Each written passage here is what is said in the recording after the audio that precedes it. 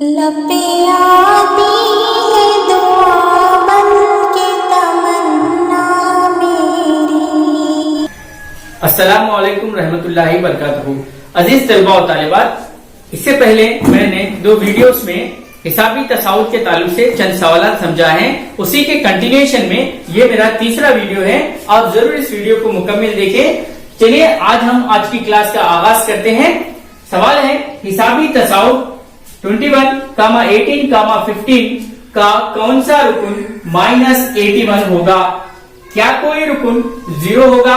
इस तरीके से यहाँ पर सवाल है कि हिसाबी तसाउद ये जो सिलसिला दिया गया है, इसका कौन सा रुकुन यहाँ पर -81 होगा और क्या कोई रुकुन इस सिलसिले का 0 होगा, हमको बताना है। यानी कौन सा रुकुन -81 होगा और 0 कौन सा रुकुन होगा, इस सिलसिले का हमको बताना है। तो चलिए इस सवाल का जवाब हम हल करते हैं। पहले लिखते हैं कि लिखेंगे कि दिया गया है कि ये जो हिसाबी सिलसिला है, यहाँ पर हिसाबी तसाउद का सिलसिला है, उसे लिखते हैं यहाँ पर हिसाबी तसाउद का सिलसिला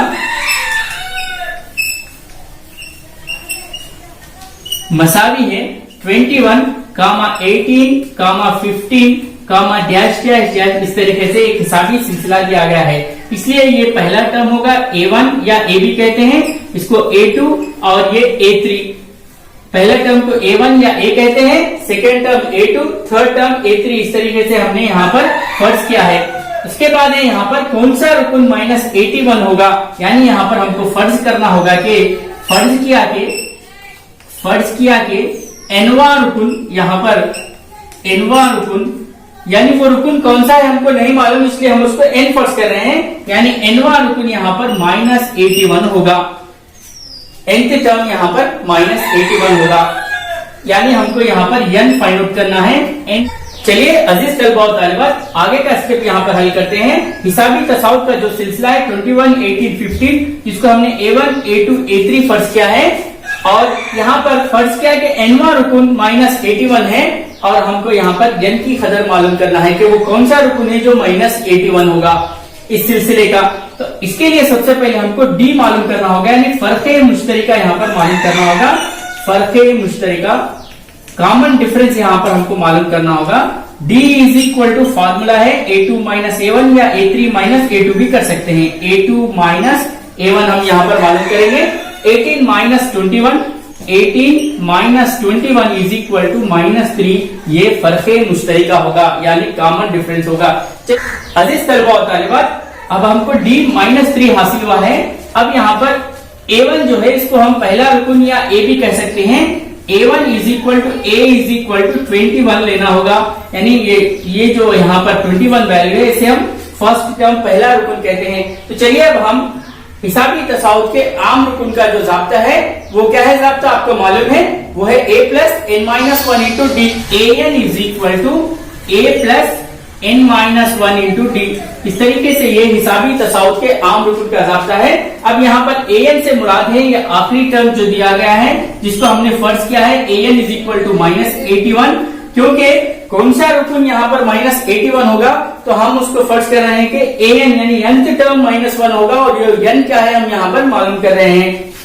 -81 A वैल्यू है यहाँ पर 21 प्लस n-1, ये n वैल्यू यहाँ पर नहीं मालूम हमको, और D वैल्यू है यहाँ पर -3। D वैल्यू है -3। चलिए आगे का स्टेप यहाँ पर सॉल्व करते हैं। -81 = 21 plus into minus -3 × n 3n, minus into minus plus 3 × 1 3। इस तरीके से हमको यहाँ पर एक मसावत हासिल हुई है। चलिए अजीज तलबा और तालिबात, अब हम इस मसावत को हल करते हैं और इनकी कीमत को यहाँ पर मालूम करते हैं। -81 = 21 प्लस 3, यहाँ पर ये 24 हासिल होता है और ये -3n। अब ये 24 मसावत की जानिब आकर मनफी में होगा, क्योंकि ये प्लस में है। -24 = यहाँ पर रिमेनिंग है -3n। अब हमको यहाँ पर n की कीमत फाइंड आउट करना है। -81 और -24, 4 + 1 5 और 2 + 8 10। इस तरीके से ये -105 यहाँ पर हासिल होगा। 105 = -3n। माइनस और माइनस यहाँ पर कैंसिल हो गया है और n इज इक्वल टू, ये यहाँ पर जरब में है, मसावत की जानिब आकर तकसीम में होगा 105 डिवाइडेड बाई 3, 3 1 जा 3, 3 3 जा 9, यहाँ पर एक रिमेनिंग है, ये 15, 3 5 जा 15। इस तरीके से n 35 हासिल हुआ है। लिहाजा इस हिसाबी सिलसिले का यानी हिसाबी तसाउद का 35वां रुकुन -81 होगा, जो कि हमने n की कीमत को यहाँ पर मालूम की है। इस तरीके से आप किसी भी सवाल को हल कर सकते हैं और n की कीमत को मालूम कर सकते हैं। तो चलिए अब हम इसका दूसरा बिट हल करते हैं कि इस सिलसिले में क्या कोई रुकुन सिफर होगा, क्या कोई रुकुन इस सिलसिले में सिफर होगा। हम उस सवाल को भी यहाँ पर हल करते हैं। अजीज तलबा और तालिबात, चलिए अब हम इसी सवाल से दूसरा बिट हल करते हैं। उसी सवाल में दिया गया था कि इस हिसाबी सिलसिले का यानी ये जो हिसाबी सिलसिला दिया गया है, इसका क्या कोई रुकुन सिफर होगा, इस सिलसिले में क्या कोई रुकुन आगे सिफर आएगा। तो हमने फर्ज किया कि हमको नहीं मालूम कि ये हिसाबी सिलसिले में आगे कौन सा रुकुन सिफर होने वाला है, तो इसलिए हमने फर्ज किया कि n वां रुकुन इस हिसाबी सिलसिले में सिफर होगा, यानी an इज इक्वल टू सिफर फर्ज किया है।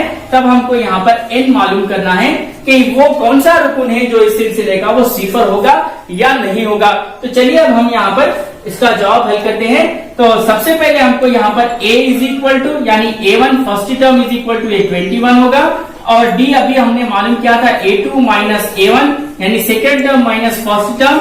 इस तरीके से ये 18 माइनस 21, यहाँ पर ये -3 हमको हासिल हुआ था।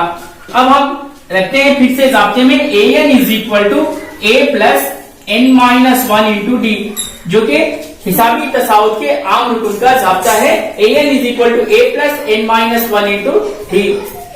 अजीज तलबा और तालिबात, अब हम यहाँ पर a वैल्यू और d वैल्यू और an वैल्यू को यहाँ पर सब्स्टिट्यूट करते हैं, दर्ज करते हैं। an सिफर है और a value 21 plus n minus 1 into D value हमको -3 हासिल हुआ है।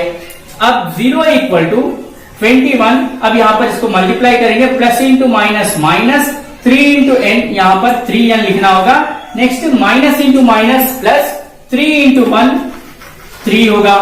अब यहाँ पर +3 और 21 को ऐड करने पर ये 24 माइनस 3n हासिल होगा, क्योंकि 3 प्लस 21 ये 24 होगा और ये -3n।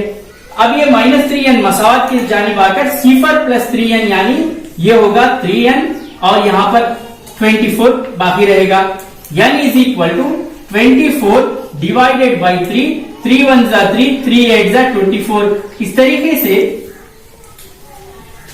हिसाबी सिलसिला जो दिया गया था उसका 8वां रुकुन उस सिलसिले में वो सिफर होगा। लिहाजा हिसाबी तसाउद 21, 18, 15 का 8वां रुकुन इस हिसाबी सिलसिले का जो हिसाबी तसाउद का ये सिलसिला दिया गया था, इसका 8वां रुकुन जिस तरीके से हमने n के वैल्यू 8 हासिल हुआ है वो सिफर होगा।